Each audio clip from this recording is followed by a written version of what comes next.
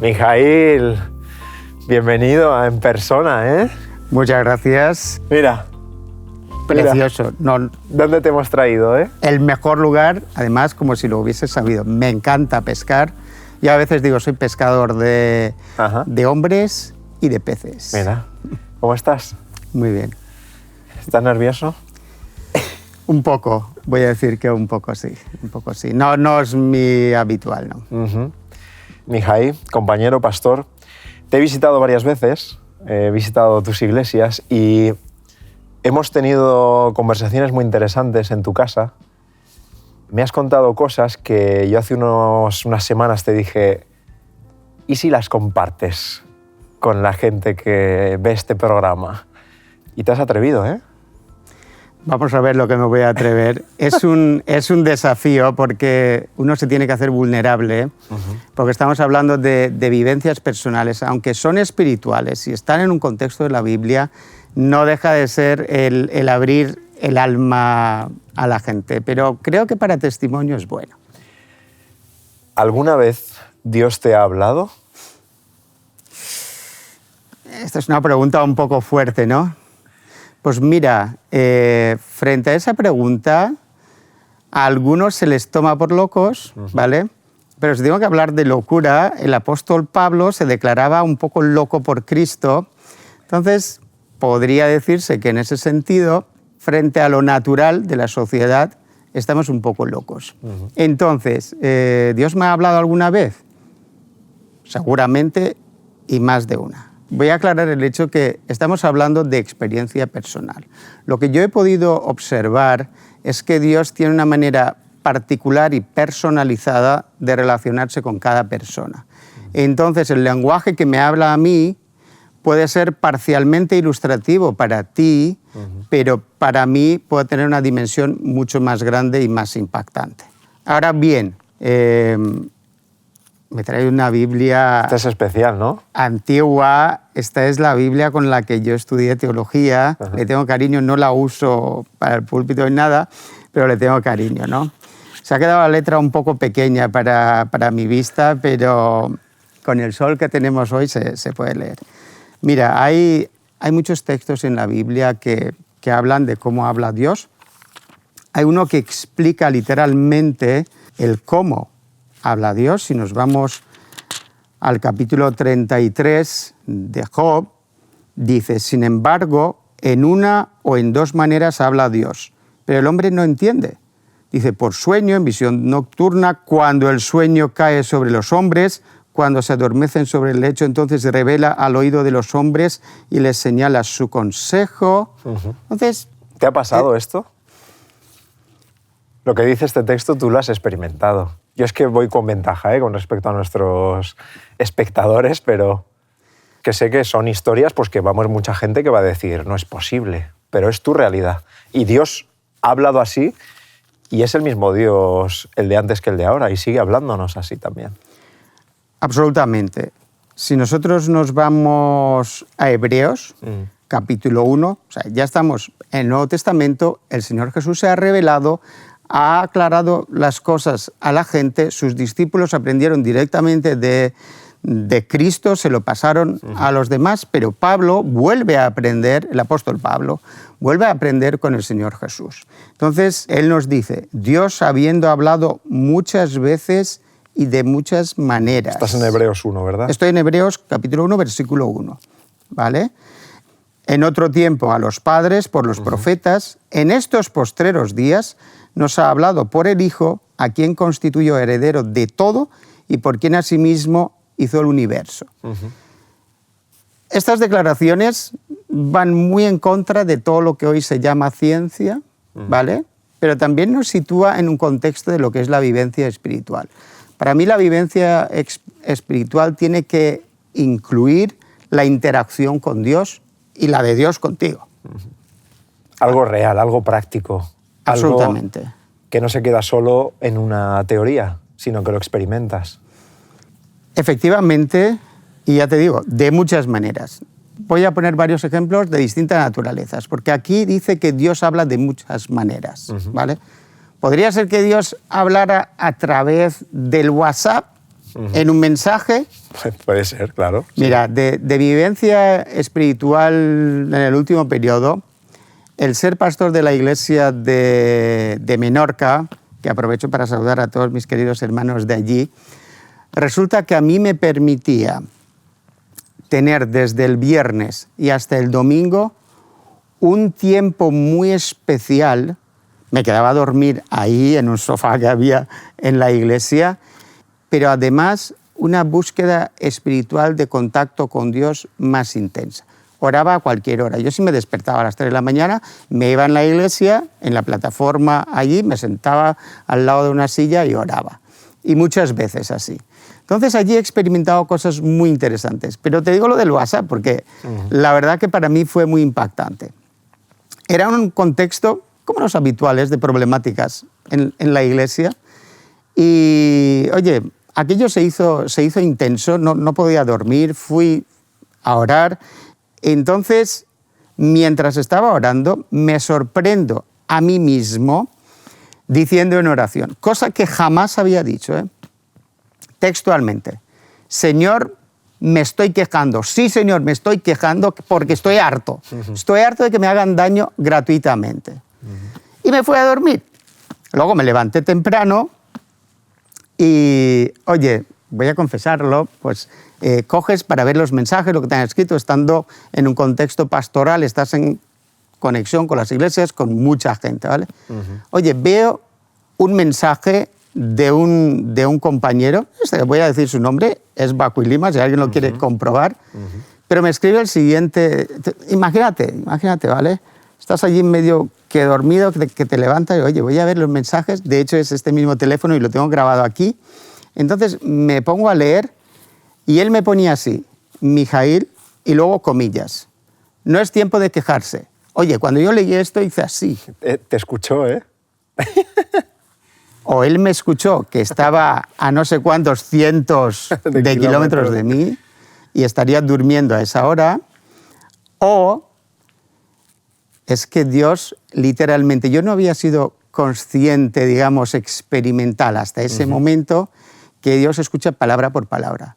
Entonces dije, wow, Señor, tú contestas a la palabra. Para mí eso fue impactante. Ahora, algo que parece completamente de otro planeta es que alguien te diga, oye, en este contexto en el que estoy, he tenido un sueño. En ese sueño aparecían varias personas, yo también estaba en el sueño de esa persona, y ahí aparecía otro hombre desconocido para él, desconocido para todo el mundo, en un parecido físico de uno que salía en ese sueño. No puedo dar todos los detalles porque sí, son entiendo, situaciones... y hay nombres involucrados. Yo conozco la historia más de cerca porque me la has contado más en detalle. No podemos ser tan detallistas, pero danos ese contexto porque es algo que te ha pasado. Voy a decir lo que a mí me ha pasado, lo que yo he podido vivir, ¿vale? De acuerdo. Conociendo esto, entonces estoy aquí en Sagunto en un seminario sobre cómo trabajar en el medio, en el contexto árabe, digamos. Por cierto, que no tenía ningún plan para venir, pero al final se dan las circunstancias y estoy allí. Resulta que estaba continuamente en contacto con este hermano de iglesia. Pues, en cierto momento por la mañana el profesor nos dice, haced grupos de 2, y ahí creo que había entre 30 y 40 personas, ¿vale? Hacéis grupos de 2 y os contáis una historia con Dios el uno al otro. De todos los que estaban allí, yo elijo a un chico de Londres, ¿vale? Se llama Samir, y le digo, oye, cuenta tú primero y tal. Se pone a contar una historia que era exactamente la situación por la que pasaba el hermano de iglesia. Y yo dije, wow, porque en esa historia había una respuesta de Dios positiva y resolutiva a esa situación, ¿vale? Entonces, yo le dije, tienes que venir conmigo a Madrid. No, que no puedo venir, que aquí tenemos un programa y tal. De hecho, estaban programados para ir a las distintas iglesias por aquí en la zona. Digo, no, te tienes que venir conmigo a Madrid y orar por esa persona. Entonces, al final lo arreglamos. Oye, llegamos en la casa de esta familia. ¿Cuál es el detalle? Pues el detalle es que esta persona reconoce a este otro, esta es la persona de mi sueño. Quiero hacer un paréntesis aquí un momentito. Nosotros tenemos como parte de nuestra enseñanza profética y doctrinal la historia de Daniel capítulo 2, que se fundamenta en un sueño, además de un rey, no sé si llamarlo pagano o cuál sería el término, pero desde luego no era creyente ni adorador del Dios verdadero, ¿vale? Y entonces aquello es parte de nuestra comprensión sobre toda la historia. Tenemos el sueño de José, que se convierte en los sueños de José, que se convierten en realidad, y entonces nosotros los leemos y nos parecen muy interesantes. Leemos en el libro de Esther y vemos que allí 3/4 de lo mismo. Entonces, oye, hay intervenciones muy directas de Dios. Cierro el paréntesis. Esta persona ve en un sueño a una persona que vive en Londres, que ha tenido que venir a Sagunto, que yo he tenido que venir de Madrid a Sagunto, que de los 40 que podía haber escogido, le escojo a él, que de las historias que podía haber contado me cuenta una idea igual, y luego cuando nos vamos a casa... Claro, tú haces la conexión. Lo reconoce, ¿no? La persona misma lo reconoce. Entonces, el contexto es mucho más amplio, pero quiero decir que Dios habla de muchas maneras, de muchas maneras. Estas podrían ser dos, a lo mejor a lo largo diremos alguna cosa más. Sí, vamos a seguro contar alguna más, pero ya que has sacado este tema y veo que, y creo que haces bien, que tratas de justificar, ¿no?, este tipo de experiencias con el texto bíblico, porque es así como Dios se ha revelado a través de la historia y lo sigue haciendo. De hecho, hay otros textos, pues en Hechos, no estoy pensando en los últimos días, también recibiréis visiones, etcétera, ¿no? Hay un contexto de, oye, ciertamente, de vivir una experiencia espiritual real. ¿No crees que podemos estar viviendo una espiritualidad un poco seca? Espiritualidad seca. Es muy importante e interesante lo que estás diciendo, porque quizás, analizando la Biblia, llegamos a la conclusión de que todos los seres humanos son seres espirituales. No sé lo que piensas tú de eso, me atrevo desde luego. A devolvértela. El ser humano es por esencia espiritual, no es que tenga una parte separada del cuerpo, no, es que somos seres espirituales. Todos los seres somos seres espirituales. Sí, se desarrolla más o menos en unos y en otros, pero todos tenemos esa capacidad, desde luego. Vale, y en término último, hay dos fuentes de espiritualidad, porque cuando hablamos de espiritualidad, hablamos o proveniente de Dios o proveniente del mal o del maligno, sencillamente. No sé si nos gusta demasiado, parece una cosa súper extraña, pero oye, mira lo que dice la Biblia. Si nosotros abriéramos en Juan, y es el momento en el que el Señor Jesús se despide de sus discípulos y como que les quiere dar lo más valioso que les vaya a servir durante toda su vida, y a continuación, en el capítulo 14, resulta que el Señor Jesús les habla de que va a enviar al Espíritu Santo, ¿vale? Y dice lo siguiente: yo rogaré al Padre y os dará otro Consolador para que esté con vosotros para siempre. ¿Quién es? El Espíritu de verdad, al cual el mundo no puede recibir. Fíjate una diferencia aquí. El mundo no puede recibir porque no le ve ni le conoce, pero vosotros le conocéis porque mora con vosotros y estará en vosotros. Y yo no creo que sea una mala traducción. Creo que literalmente está diciendo esto. Está con vosotros y está en vosotros. Entonces, la espiritualidad supone que de alguna manera haya una interacción directa entre los seres espirituales, entiéndase Dios, entiéndase el maligno, y los seres humanos. Entonces, ¿cómo hacer que esa vivencia no sea seca? La Biblia, algunos de los criterios que establecen, son estos dos que voy a mencionar. Serán otros también, evidentemente, pero voy a mencionar dos. Uno está en Salmos, capítulo 25, versículos... Bueno, podemos ir al 14 directamente, pero hay varios versículos anteriores que hablan de la intimidad con Dios. Es decir, cuando tú eres amigo de alguien, pues te cuentas las cosas, las compartes, convives. Es decir, para no tener una espiritualidad seca, tú estás apuntando a dos características y una de ellas tiene que ser la intimidad. Es la intimidad, pero la intimidad con Dios es consecuencia de algo. Y esto quiero leerlo aquí, ¿vale? Por ejemplo, estamos en Salmos, capítulo 25, del 12 en adelante. ¿Quién es el hombre que teme a Jehová? Él le enseñará el camino que ha de escoger. Gozará de bienestar y su descendencia heredará la tierra. La comunión íntima de Jehová es con los que le temen y a ellos hará conocer su pacto.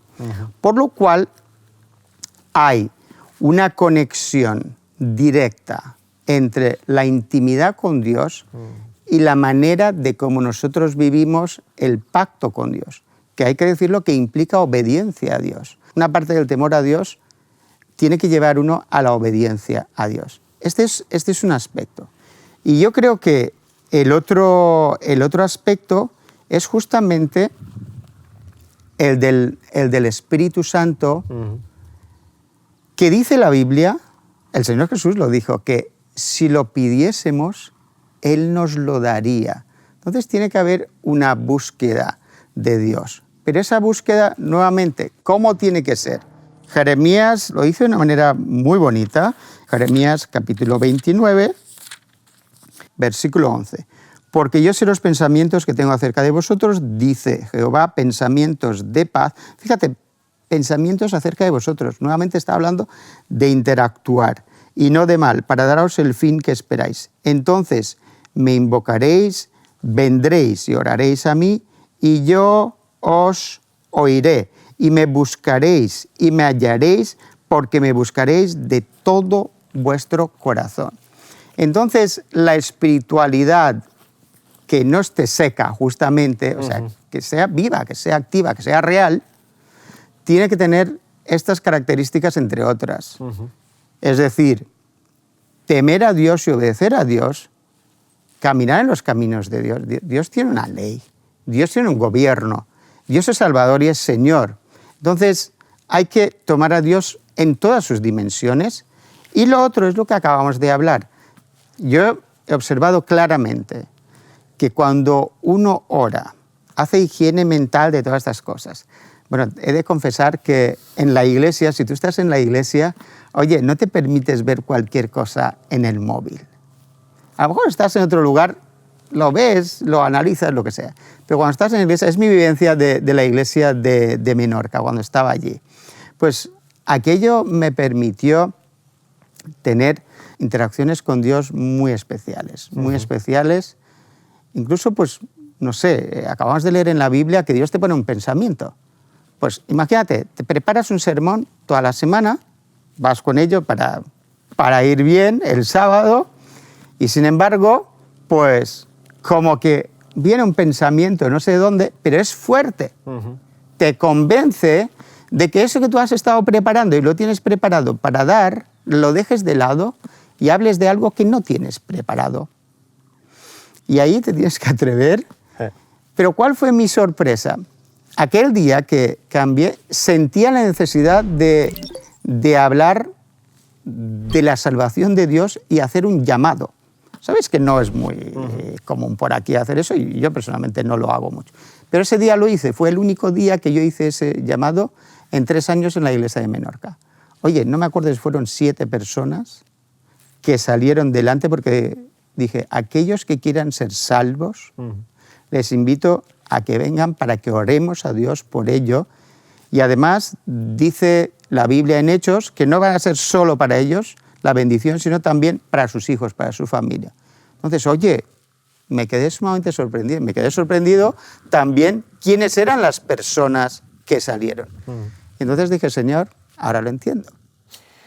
Es interesante que Dios sigue hablando todavía hoy, pero qué importante es que tratemos de, como decías tú, higiene mental, ¿no? O ayuno mental de algunas cosas o de cosas que tenemos a nuestro alrededor que provocan interferencias, que hay mucho ruido que nos impide escuchar la voz de Dios. Y me parece interesante pues, que destaquemos esto, ¿no? El hecho de decir, oye, ¿qué hay? ¿Qué ruido hay a tu alrededor que puedes apagar? Que puedes bajar ese volumen para que puedas escuchar cómo Dios te sigue hablando, porque lo sigue haciendo. Y tú lo has vivido. ¿Tienes alguna experiencia más? Que sé que la gente en casa esto nos gusta mucho. Yo me sitúo dentro del contexto en el cual estamos predicando la palabra de Dios, pero no es en el viento ni en el aire, sino con un destinatario concreto y con un objetivo concreto. La Biblia dice que todo aquel que creyere y fuere bautizado será salvo, a consecuencia de haber oído la predicación del Evangelio. Pero esto genera cierta responsabilidad. Una de mis vivencias es ver cómo Dios configura las cosas para que te des cuenta que es el interés de Dios, la salvación es obra de Dios. Aquí no estamos hablando de nosotros, estamos hablando de lo que Dios hace y cómo Dios se revela y se acerca a la gente. Entonces, te habrá pasado que vayas, prediques un mensaje, no estés al 100% de si tenía que ser eso o no tenía que ser eso, pero viene luego el anciano y te dice, oye, ¿cuáles son los himnos? Entonces, a veces yo te digo, solamente le doy 2 números, este y este, ¿vale? Pero yo no me sé todo el contenido de ese himno. Y no tengo que irme muy lejos. Este mismo sábado, ¿vale? Pues resulta que en el himno aparece una frase o un pensamiento o una declaración sobre el Señor Jesucristo, por ejemplo, que es Salvador y Rey. Un ejemplo de la Biblia es aquel referente al nacimiento del Señor Jesús. Vienen los magos, entre comillas, que no eran magos, pero la pregunta que ellos hacen, ¿dónde está el Rey de Israel que ha nacido? No es introducido como el Mesías, sino como el Rey. Entonces, ese aspecto de quién es el Señor Jesús, creo que tenemos que cultivarlo más porque nos hemos focalizado en el Señor Jesús Salvador y nos gusta mucho. Nos da paz, nos da tranquilidad, tengo un Salvador que me salva.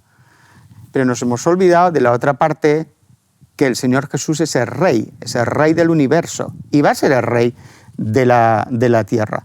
Entonces, Él está muy activo en esta labor, que nosotros la llamamos bíblicamente es la obra de la salvación. Y sigue dando mensajes. Sé que hace unos años, pues tú como que viviste una especie de reavivamiento a tu alrededor, en tu contexto, de personas que pues sentían, ¿no? Sentían esta realidad espiritual más cerca. No sé si nos puedes contar de ahí y también alguna historia de tu mujer, que sé que ella, con los movimientos pastorales y de vivir en otros lugares, también habéis vivido ahí alguna situación. Bueno, tengo que decir que espiritualmente Claudia y yo hacemos buena pareja. Coincidimos espiritualmente hablando en conceptos generales, digamos. Ahora, yo empiezo el ministerio en el 2005. Enero de 2005 empiezo en Alicante, en la iglesia de Alicante. Pues eran unos cuantos años, hasta finales de 2019, y entonces pues había encontrado distintas vivencias espirituales y tal. Pero es que a finales de 2019 y principios de 2020, en mi entorno, ¿de acuerdo?, y de muy distintas fuentes, de distintas personas, como estaban tantas iglesias, personas con las que conectaba, pero del mismo entorno inmediato de las iglesias, ocurría algo extraño. El primer ejemplo que me llamó la atención fue un chico, 40 y pico años, completamente normal, con sus 2 hijos, con su empresa, con su vida, ¿vale? Me dice, me pasa algo extraño. Me levanto todas las mañanas en una hora concreta, con una pesadez de alma que no sé explicarla, que me hace llorar, que dice, no sé lo que es. Pero es que no es un día, te pasa un día, habré cenado mal. Pero es que era todos los días. Entonces, hablamos, yo le recomendé que hiciera lo que Samuel hizo. Señor, pues habla, tu siervo escucha si es esto. Porque yo le pregunté, ¿te acerca a Dios o te aleja de Dios? Dice, no, más bien me hace pensar en Dios. Vale, pues dile a Dios que te hable para que te aclare las cosas. Oye, después de esto, habló con el Señor justamente en esos términos. Y yo tengo en mi teléfono lo que él me envió, que una mañana, pues, tiene un sueño muy distinto, como que estaba en la parte de arriba de una montaña, estaba escuchando un sonido de trompeta precioso. Hago un paréntesis para decir que Dios habla en el idioma particular de cada uno. A este chico le gusta tocar la trompeta, toca la trompeta, le gusta la música de trompeta. Entonces dice que escuchaba una música preciosa de trompeta que sonaba sobre toda la tierra y que de golpe escucha a alguien diciendo, es la venida del Señor. Después de esto se despierta, pero él dice que se despierta en lágrimas y todo sudado. Quiere decir que, por mi experiencia y por lo que otros han contado, cuando tú tienes una interacción con Dios, es algo impactante, tú lo puedes identificar. Es distinto a aquello de haber comido mucho, es algo distinto. Pues después de eso, ¿qué te crees? Ya no tuvo esa pesadez y esa historia, sino que él llegó a la conclusión de como que el Señor le estaba avisando que la segunda venida está cercana, ¿no? Entonces él tomó unas decisiones para su vida. Pero es que después de eso, una chica universitaria me cuenta algo parecido. Un sueño de la segunda venida con un llamado particular o con un contexto que te hacía que reaccionaras. Luego otra persona, luego otra persona. A mí me parecía demasiado denso, porque ya te digo, en 15 años no había experimentado esa concentración. A otras personas les pasaba que se levantaban por la mañana con un deseo de orar fuerte. En cierto momento, de un grupo de personas que hablábamos esto, a 5 de ellos les pasaba eso. Mira, me permití bromear con uno de ellos, que se había jubilado no hacía mucho y tal. Y yo le digo, oye, tú lo que pasa que como no haces nada, estás jubilado, pues no puedes dormir, te levantas a las 5 de la mañana. Dice, no, pastor, toda la vida me he levantado a las 5 de la mañana y ahora quiero dormir. Dice, pero me pasa eso. Entonces, empiezo un poco a contar esto en las iglesias. Un miércoles vino una señora del otro lado del océano, era la primera vez que yo la veía, y hablando de cosas así, la señora dice, quiero contar algo. Dice, yo por 3 veces he soñado la venida del Señor, pero un detalle que llama mucho la atención, dice, he soñado que el cielo se enrollaba. La señora no ha leído nunca la Biblia. Vino aquí, se lo contó a su hija, y su hija le dijo, mamá, eso está escrito en Apocalipsis, esto es de la Biblia. Entonces la señora nos contó eso. Mientras contábamos esto, se levanta alguien que estaba en público y dice, ahora me acuerdo, pero no sé cómo decírtelo, una persona que se había puesto completamente roja y con los pelos de punta, porque había recordado una vivencia que había tenido sumamente impactante. Un viernes por la noche, después de predicar, viene una señora en la iglesia y me dice, ahora sé por lo que he venido este viernes a la iglesia. No suelo venir para nada, pero dice, mi hija no viene nunca. Pues resulta que a ella le pasaba que escuchaba toc, toc, toc en la puerta para levantarse, sin ser nadie, y se levantaba por la mañana. Y dice, pues ahora sé lo que está pasando. Bueno, el caso es que eso fue tal densidad que dije, algo está pasando.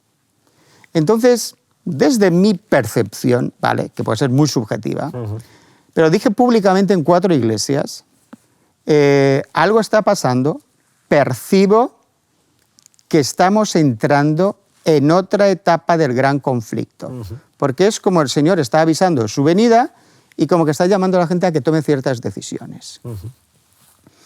Pues la última vez que lo dije fue el último sábado del mes de febrero del 2020. El 13 de marzo de 2020, nuestra vida espiritual cambió. Sí. Llegó la pandemia, cambió nuestra vida espiritual y nuestra vida en general, ¿no? En todas las dimensiones, desde luego. En todas las dimensiones. ¿Qué le dirías a alguien que nos está escuchando y dice, pues yo esto no lo he vivido? ¿Cómo puedo vivir esto? ¿Qué tipo de relación puedo tener con Dios?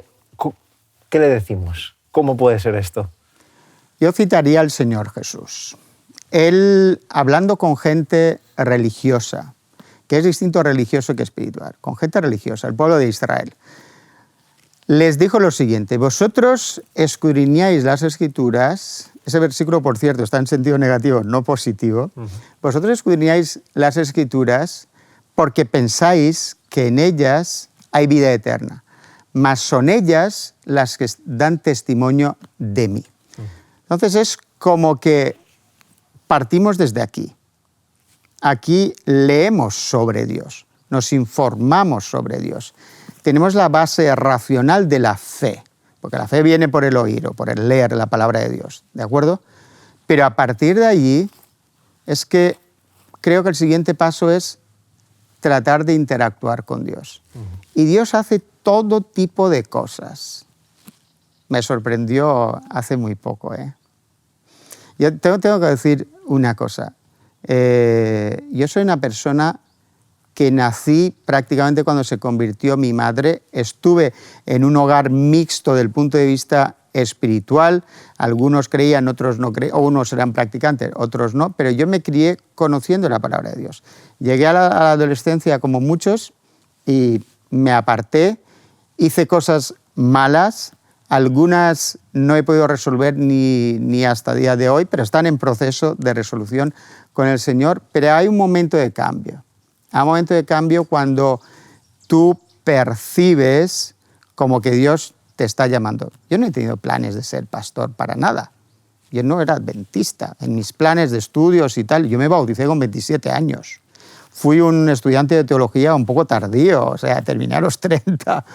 Quiere decir que hay una diferencia entre la lógica y el conocimiento y una vivencia espiritual real con Dios. ¿Qué le diría yo a una persona que busque a Dios? Hay una cosa muy sencilla. Señor, ahí donde estés, me gustaría conocerte. Porque el Señor prometió que si lo buscamos de todo corazón, Él se deja hallar, se deja encontrar. El Señor Jesús vino entre nosotros justamente para mostrarnos cómo es Dios. El Señor Jesús caminaba entre la gente, hablaba con la gente, comía con la gente, estuvo con sus discípulos, pensó con la gente, les hizo pensar, les hizo preguntar, interactuó con ellos. Solamente esta generación, a partir de 1800, somos aquellos que vamos continuamente con la Biblia en la mano. Pero es que los cristianos de toda la vida no llevaban la Biblia, llevaban el Espíritu. ¿O no? Entonces, ser cristiano supone creer en Dios, pero también tener el Espíritu de Dios. Hay una promesa fantástica que a mí me desafía completamente, Samuel. Está en Primera de Juan. Dice que ahora somos como somos, pero que todavía no sabemos exactamente cómo vamos a ser. Pero dice algo tremendo. Dice, seremos como Él, como el Señor Jesús, como Cristo. Oye, son cosas sumamente fantásticas. Para el aquí y el ahora, el apóstol Pablo dice que nosotros tenemos la mente de Cristo, o el pensamiento de Cristo. Yo creo que se sale un poco de lo normal, y es tener aquella visión que Dios tiene de este mundo, las respuestas que Dios da, pero también tener la proyección de Dios. Yo creo que estamos viviendo el tiempo de la venida de Cristo misma. Y la clave está en conocer a Dios. Esta es la vida eterna, que te conozcan a ti, el único Dios verdadero, y a Jesucristo, a quien tú has enviado. Nos quedamos con esta idea, ¿eh? En medio del conflicto, el hecho de no solo creer, sino vivir verdaderamente a Jesús en nuestras vidas. Gracias, mira, que nos quedamos aquí en un ratito tranquilos tú y yo y seguimos hablando de otras experiencias, ¿te parece? Muchas gracias a ti por invitarme. El lugar no podía haber sido mejor. Otro regalo. Que Dios te bendiga. Gracias, Mijaíl. Lo mismo digo, gracias a ti.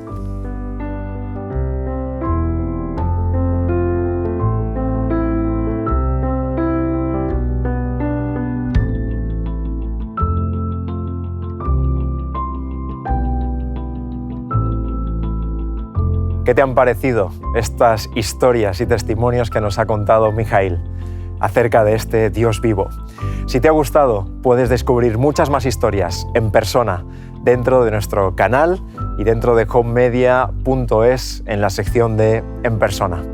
Te invitamos a que, así como has escuchado estos testimonios, tú también puedas ser un testimonio para las personas que te rodean.